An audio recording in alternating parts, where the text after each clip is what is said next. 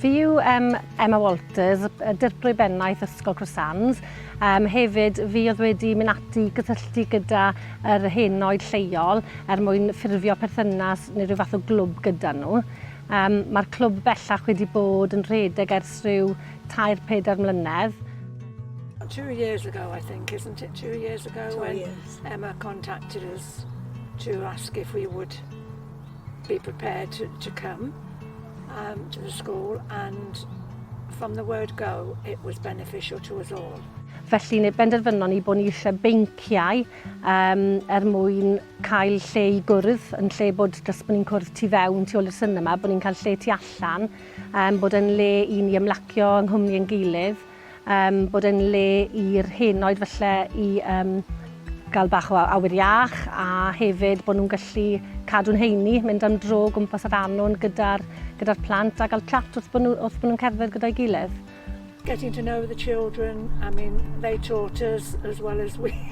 They taught us a lot. They taught us a lot, you know, as well as interacting with them.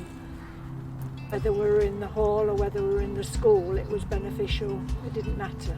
Mae'r henoed wedi cydweithio gyda plant y dosbarth mwyn cynllunio cynnwys yr beinciau.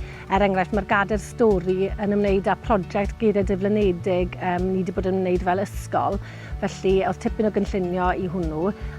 We had a phone call then to say obviously we couldn't go because of COVID, and we haven't met up since.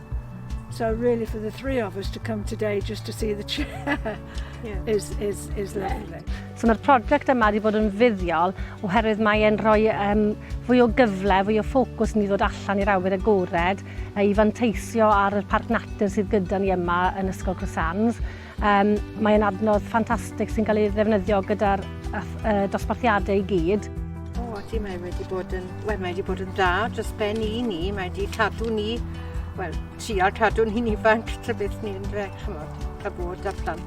Mae'r plant yn sicr yn dangos empathi gyda'r henoed o ran beth yw unigrwydd. Nifer ohonyn nhw ddim am ymgys ar dy cys falle, a hefyd o ran yr henoed, nifer ohonyn nhw ddim heb wyrion. Felly fi'n credu bod wedi gweithio ddwy ffordd, chi'n?